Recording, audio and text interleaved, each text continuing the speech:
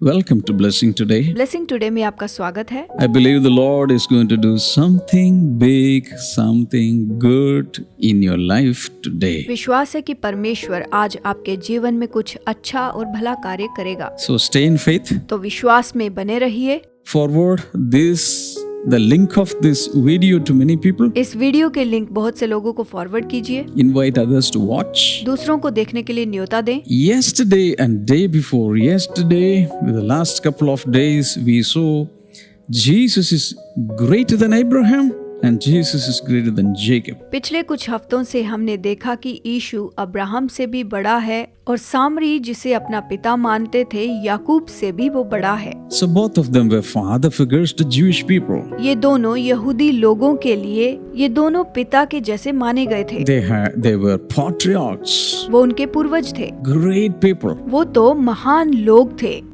And they gave many things to the community. और उन्होंने अपने समाज को बहुत सी चीजें दी थीं। But if you dare to compare them with Jesus, Jesus is far above in an incomparable position. लेकिन जब उनकी तुलना यीशु के साथ की जाती है तो यीशु तो उनसे बहुत ही ऊपर है। जब हम इन पूर्वजों की तुलना यीशु के साथ करते हैं, यीशु तो इन सब से बहुत ही महान है और बढ़कर है। Let's read a verse from Hebrews chapter 3. इब्रानियों 3 से एक वचन पढ़ते हैं। आइए इसे पढ़ें। And I believe you are all good children and writing down notes. और मैं जानता हूँ आप बहुत अच्छे बच्चे हैं, अपने नोट्स लिख रहे हैं। And I appreciate everyone who is faithfully and systematically writing down notes in an organized way. मैं सच में उन लोगों की बहुत सराहना करता हूँ जो बहुत ही विश्वास योग्य रीति से क्रम में नोट्स लिख रहे हैं। Hebrews 3:3. इब्रानियों अध्याय 3 वचन 3। Jesus has been found worthy of greater honor than Moses, just as the builder of a house has greater honor than the house itself. क्योंकि वो यानी यीशु मूसा से इतना बढ़कर महिमा के योग्य समझा गया जितना कि घर बनाने वाला घर से बढ़कर आदर रखता है। So here the author says Jesus has been found worthy of greater honor than Moses. यहाँ पर लेखक कहता है कि यीशु मूसा से इतना बढ़कर महिमा के योग्य समझा गया। यहाँ पर इस तरह से कहता है Because many people think that the greatest leader in history was Moses. क्योंकि बहुत से लोग इस तरह से सोचते थे कि इतिहास में कि सबसे बड़ा अगुवा तो मूसा ही है। Of course he was a great leader. अवश्य ही वो तो बहुत बड़ा अगुवा था। Because he was leading many millions of people from one country to another. क्योंकि वो लाखों लोगों को एक देश से दूसरे देश तक लेकर जा रहा था। And he with the help of God provided everything that they needed on the journey. और उसने परमेश्वर की सहायता के द्वारा यात्रा में जो भी जरूरतमंद चीजें थी उनका प्रबंध किया, जो भी जरूरी चीजें थी। So he was a great leader. क्योंकि वो एक बहुत बड़ा अगुवा था। But here it is said that Jesus is worthy of greater honor than Moses. लेकिन यहाँ पर कहा गया है कि यीशु मूसा से भी बढ़कर महिमा के योग्य था। And a comparison is given after that, just as the builder of a house has greater honor than the house itself. और यहाँ पर एक तुलना बताई गई है कि घर बनाने वाला घर से बढ़कर आदर रखता है। जानते हैं? John chapter 5, यूहन्ना अध्याय 5 45 to 47. 45 से लेकर 47 तक। But do not think I will accuse you before the Father. Your accuser is Moses, on whom your hopes are set. ये ना समझो कि मैं पिता के सामने तुम पर दोष लगाऊंगा। तुम पर दोष लगाने वाला है मूसा, जिस पर तुमने भरोसा रखा। 46. If you believed in Moses, you would believe me, for he wrote about me. क्योंकि यदि तुम मूसा की प्रतीति करते तो मेरी भी करते, इसलिए कि उसने मेरे विषय में लिखा है। But since you do not believe what he wrote, how are you going to believe what I say? परंतु यदि तुम उसकी लिखी हुई बातों की प्रतीति नहीं करते तो मेरी बातों की क्यों करोगे? So according to the Jewish people, Moses was a great leader and they put their hope in him. यहूदियों के अनुसार मूसा तो बहुत ही बड़ा महान अगुवा था और उन्होंने अपनी आशा उसके ऊपर रखी थी। वो इस प्रकार समझते थे। Because he led people with supernatural miracles and signs and wonders. क्योंकि उसने इसराइलियों की अगुवाई बड़े अद्भुत चिन्ह और चमत्कारों के द्वारा की थी। इस प्रकार से लिखा है, Nobody could stand against Moses. कोई मूसा के विरुद्ध खड़ा नहीं रह सकता था। The emperor Pharaoh could not stand against him. राजा फिरौन भी उसके विरुद्ध में खड़ा नहीं रह पाया। The entire army of Egypt could not stand against him. मिस्र की पूरी सेना उसके विरुद्ध में खड़ी नहीं रह पाई।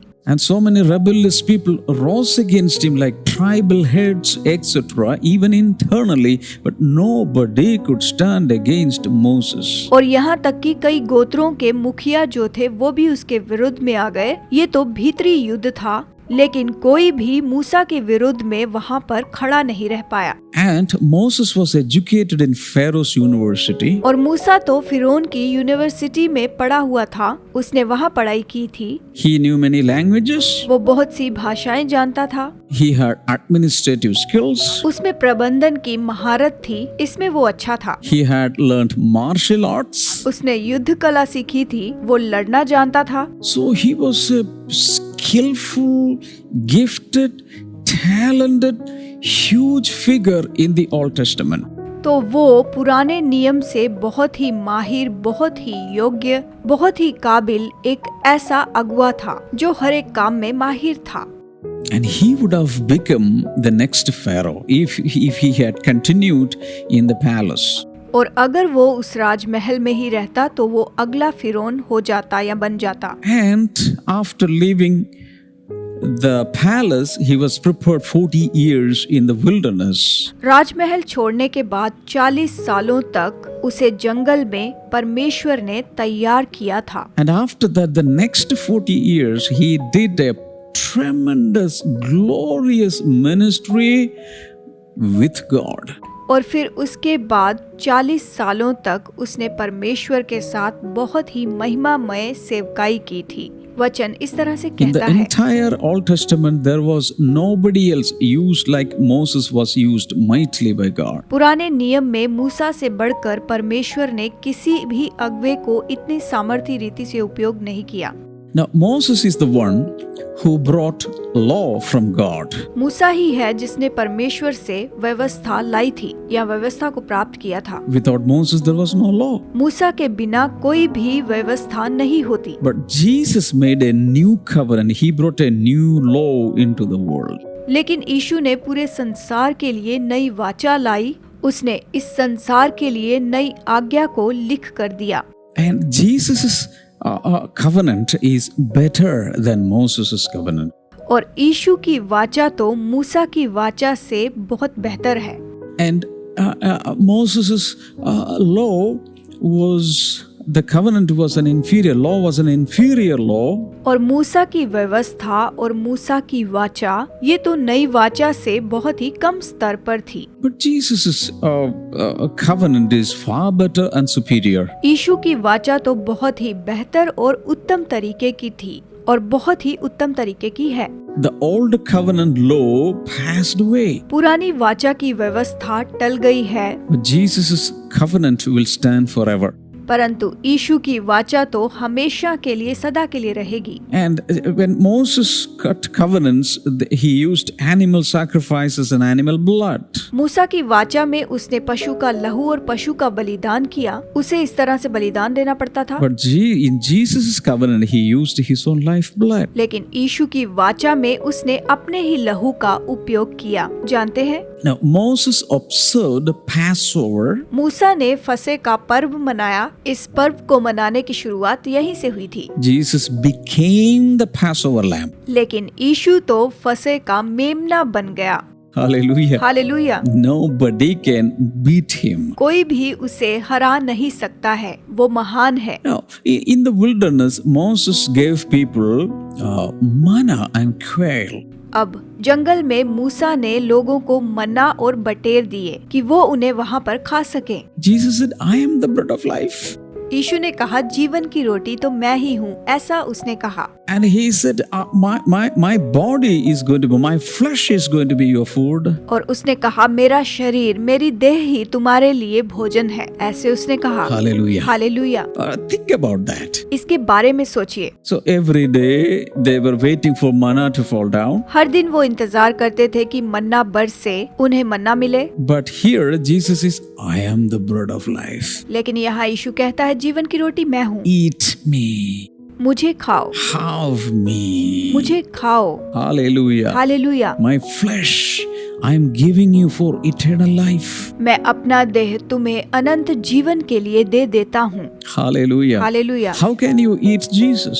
आप यीशु को कैसे खा सकते हैं? Eat his word. उसके वचन को खाएं। Every day, as far as you can, eat his word. प्रतिदिन जितना हो सके उसका वचन खाते जाएं, Read the word. वचन पढ़ते जाएं, Speak the word. वचन बोलते जाएं, Meditate the word. वचन पर मनन करें, Contemplate upon it. उसके ऊपर विचार करें, Dwell upon उसके the word, उसके वचन में बने रहें, so that you will get nourishment from the word. ताकि आप उसके वचन से पोषण प्राप्त करते चले जाएं। देखिए, And Jesus becomes your bread of life. और यीशु तो आपके लिए जीवन की रोटी बन गया, This bread of life came from heaven. और ये जीवन की रोटी तो स्वर्ग से आई। Hallelujah. Hallelujah. So every day we can have the bread of life. तो हर दिन हम जीवन की रोटी को प्राप्त कर सकते हैं। When we eat the word, meditate the word, every day we are having the word, the bread that came from heaven. प्रतिदिन हम जब वचन पढ़ते हैं, उस पर मनन करते हैं, तो हम स्वर्ग से आई हुई रोटी को खाते हैं। हर दिन जब भी हम वचन पढ़ते हैं तो हम इसी तरह से स्वर्ग की रोटी खाते हैं। Shout hallelujah. जोर से सब लोग कहें हालेलुया। Amen. आमीन। So along the journey, Moses, when they cried out in their thirst for water, Moses provided water from rock. इस्राएलियों की यात्रा के समय जब वो पानी पीने के लिए मांगते थे, तो मूसा ने चट्टान से पानी निकालकर उनके लिए पानी का प्रबंध किया। Moses produced water from the rock. मूसा ने चट्टान से पानी निकाला था, बहाया था, जानते हैं? When he struck the rock, water gushed out. जब उसने चट्टान पर लाठी मारी तो उसमें से पानी उमड़ता हुआ निकला। But in 1 Corinthians chapter 10, it is mentioned that rock was Christ. पहला कुरिन्थियों अध्याय 10 में बताया गया है कि वो चट्टान तो यीशु मसीह था। So even in the Old Testament, Jesus himself was giving them water. तो पुराने नियम में यीशु ने स्वयं पानी दे रहा था। In the New Testament, he is our rock. नए नियम में वही तो चट्टान है, He is our foundation. वही तो मजबूत बुनियाद है और नींव है, And he gives water for us. और वही तो hमें भी जल देता है। He gives us living water. वो जीवन का जल देता है। Because in the wilderness, even though Moses produced water from the rock, after some time when they became thirsty again, he had to provide water again. जब जंगल में चट्टान से पानी पीने के बाद वो फिर से प्यासे हुए तो मूसा को उन लोगों को फिर से पानी देना पड़ा था। But in the New Testament today, Jesus is giving us living waters as we saw yesterday. और पिछली बार जैसे कि हमने नए नियम में देखा कि यीशु हमें जीवन का जल देता है। He gives us living waters from his riven side. वो हमें हमारे भीतर जीवन का जल हमें देता है, हमारे अंदर ही। And you know the story when Jesus was hanging on the cross. A Roman soldier with a spear, he inserted that spear into the side of Jesus. आप इस कहानी को जानते हैं, जब यीशु को क्रूस पर चढ़ाया गया था तब रोमी सिपाही ने यीशु की पसली में भाला मारा था। यीशु की पसली में उसने भाला मारा था। So Jesus is the rock and he is giving us water. तो यीशु चट्टान है, वो हमें पानी देता है, वो हमें जल देता है। Shout hallelujah. जोर से कहें hallelujah. So when we think of all these aspects, Jesus is great, or Jesus is worthy of greater honor than Moses. जब हम इन सारे दृष्टिकोणों को देखते हैं तो यीशु मूसा से सब बातों में बहुत ही आदर के योग्य है। Again, when there was a plague and there were a lot of problems going on there, when they were bitten by snakes, God asked Moses to make a bronze serpent. जब वहाँ पर बहुत से सांप लोगों को काटने लगे तब परमेश्वर ने मूसा को पीतल का सांप बनाने के लिए कहा। मूसा ने वहाँ पर पीतल का सांप बनाया था। In the New Testament, Jesus becomes that bronze serpent. नए नियम में हम देखते हैं कि यीशु पीतल का वो सांप बन गया। जानते हैं? Which represents the sinlessness of Jesus as a remedy. ये तो हमारे छुटकारे के लिए यीशु का निष्पाप बलिदान दर्शाता है। यीशु निष्पाप था, उसने बलिदान दे दिया। He became a sinless sacrifice for the sins of people. वो तो पापी लोगों के लिए निष्पाप बलिदान बन गया। Hallelujah. Hallelujah. Now, when we read Deuteronomy chapter 18, जब हम व्यवस्था विवरण अध्याय 18 से पढ़ते हैं, वहाँ पर हम पाते हैं Deuteronomy 18 and verse number 18. व्यवस्था विवरण अध्याय 18 वचन 18। I will raise up for them a prophet like you from among their fellow Israelites, and I will put my words in his mouth. He will tell them everything I command him. तो मैंने उनके लिए उनके भाइयों के बीच में से तेरे समान एक नबी को उत्पन्न करूंगा और अपना वचन उसके मुंह में डालूंगा, जिसकी मैं आज्ञा दूंगा वही वो सुनाएगा। Hallelujah. Hallelujah. So this was a promise given to the people of Israel through Moses. तो ये प्रतिज्ञा मूसा के द्वारा इस्राएली लोगों को यहाँ पर दी गई थी। According to this promise, God says, I will raise up for them a prophet like you. जिसके लिए परमेश्वर ने उनसे कहा कि मैं तेरे जैसा नबी उनमें से उत्पन्न करूंगा, मैं एक बहुत बड़ा नबी उनमें से उत्पन्न करूंगा। A prophet like you from among their fellow Israelites. दूसरे इस्राएलियों में से तेरे जैसा एक बड़ा नबी। Meaning Jesus will be coming into this world from the Jews, from the Israel, people of Israel. इसका मतलब तो यही है कि यीशु इस संसार में आएगा, इस्राएल में से यानी यहूदी लोगों में से वो आएगा। And I will put my words in his mouth. और मैं अपना वचन उसके मुंह में रखूंगा, ये ऐसा कहता है। This is why Jesus always spoke to the disciples and others and said, I'm not speaking by my own. My Father is speaking through. He is putting his word in my mouth and I am speaking out. इसीलिए यीशु ने अपने चेलों से इस तरह से कहा कि जो जो बातें मैंने अपने पिता की ओर से सुनी वही बस मैं तुम्हें सुनाता हूँ। देखिए, I will tell them everything I command them. जिस बात की मैं उसे आज्ञा दूंगा वही वो सुनाएगा। Hallelujah. Hallelujah. So Jesus was living in this world and ministering in this world, speaking in this world in perfect obedience to the Father. यीशु अपने पिता का पूरा आज्ञाकारी बनकर प्रचार करता था और वचन सिखाता था पूरी आज्ञाकारिता के साथ। In that wilderness journey, when Moses was leading the people of Israel, he made many mistakes. मूसा ने जंगल में जब इस्राएलियों की अगुवाई की, उस समय मूसा ने बहुत सारी गलतियां भी की थी। But in Jesus' case, in his life and ministry, he committed no sin. There was no shortcoming in his life. लेकिन यीशु मसीह की सेवकाई में उसने अपने जीवन भर में कभी कोई पाप नहीं किया, कभी कोई गलती नहीं की। The law was brought by Moses into this world.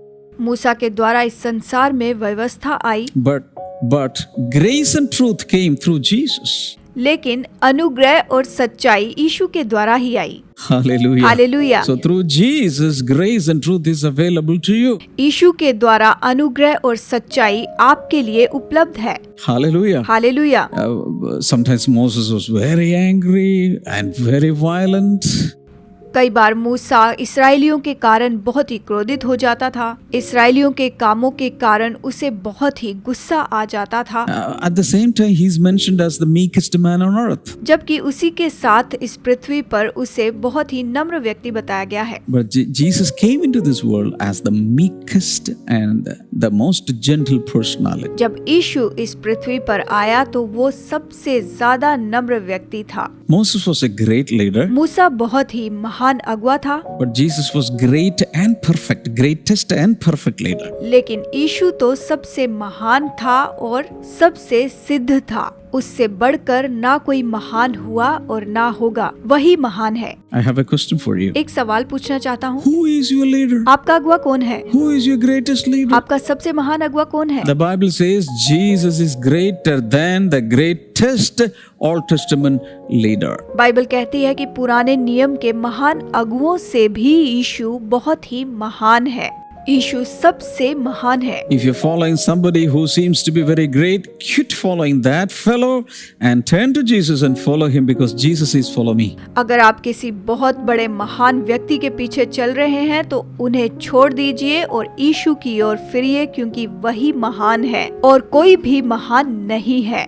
यीशु के पीछे चलिए क्योंकि वही सबसे ज्यादा महान है, उसके सिवाय और कोई नहीं। He's the pioneer and captain of our faith. वही हमारे विश्वास का कर्ता और वही हमारा कप्तान है। If you follow Jesus, he will never fail you. अगर आप यीशु के पीछे चलेंगे तो वो आपको कभी असफल नहीं करेगा। Hallelujah. Hallelujah. Let's pray together. आइए एक साथ प्रार्थना करें। Father, I pray for your people. पिता, आपके लोगों के लिए मैं प्रार्थना करता हूँ, Bless them all. इन सबको आप आशीष दें। Bless them all, Father. सबको आशीष दे पिता, In Jesus' name. यीशु के नाम में। Amen. आमीन। I know God has done something in your life. मैं जानता हूँ प्रभु ने आपके जीवन में काम किया है। You can call up the prayer line. प्रार्थना लाइन पर फोन कीजिए। If you have a prayer request, you can tell the prayer minister your request. अगर आपके पास प्रार्थना निवेदन है तो प्रेयर मिनिस्टर को अपनी प्रार्थना निवेदन आप बता सकते हैं। Or if you had some experience or some testimony, you can share that. अगर आपके अपने जीवन के कुछ अनुभव हैं तो वो भी आप हमें बता सकते हैं।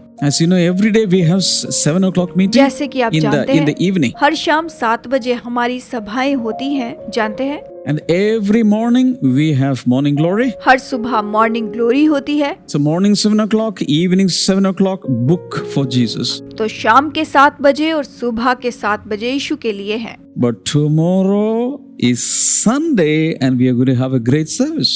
और जैसे कि आप जानते हैं कि रविवार को हमारी बड़ी सभा होती है, So tune in at 10 o'clock. तो हमारे साथ इसमें जुड़ जाएं। You can watch this in this channel, YouTube channel, Facebook channel or Harvest TV. आप हमें YouTube और इस चैनल पर देख सकते हैं।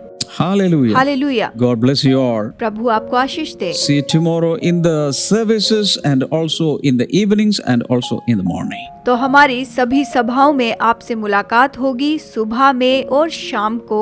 इन सभाओं में आप हमारे साथ जुड़ सकते हैं। And spread the news, tell others, invite them also to join with you. दूसरों को बताइए और हमारे साथ जुड़ने के लिए दूसरों को भी आप न्योता देते जाएं। God bless you. See you again. Bye-bye.